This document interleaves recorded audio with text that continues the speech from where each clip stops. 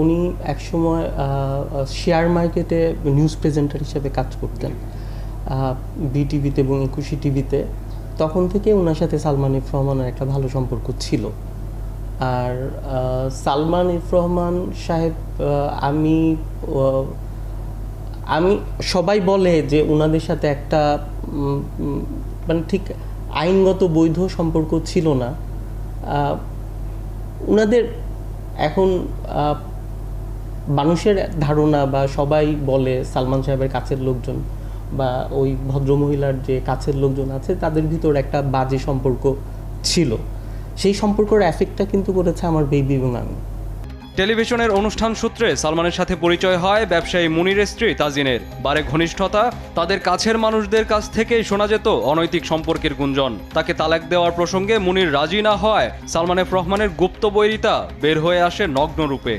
Salman F Rahman আমাকে ডেকে নিয়ে যায় তার অফিসে এবং সেই জায়গায় বলে যে তুমি তাজিনকে ডিভোর্স করবা আগামী 48 ঘন্টার ভিতরে। এবং উনি সালমান এফ রহমান সাহেব একটা 300 টাকার একটা স্ট্যাম্পে উনি বলে তুমি এই জায়গায় সিগনেচার করবা।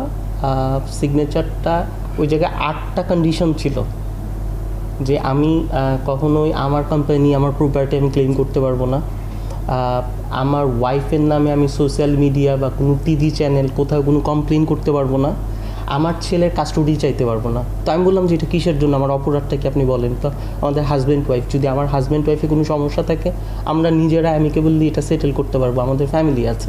বললো না, স্ট্রেইট ওয়ে তুমি এখন যাবা, স্ট্রেইট ওয়ে তোমার ওয়াইফকে তুমি ডিভোর্সের নোটিশ পাঠাবা এবং ওকে ডিভোর্স করে দিবা। যেটা হয়েছে, সালমান সাহেব যখন আমাকে প্রেশার দিল তাজিনকে ডিভোর্স করার জন্য, আমি যখন রাজি হইলাম না, এরপরের থেকে জিনিসটা প্রকাশ্যে চলে আসলো। মানে ওপেনলি অ্যাটাকগুলা শুরু হইলো। এর আগ পর্যন্ত কিন্তু মানে এই জিনিসটা পাবলিক ছিল না বা কেউ জানতো না, ইভেন তো আমার অফিসের লোকজনও জানতো না যে কোনো সমস্যা হচ্ছে কি না আমাদের।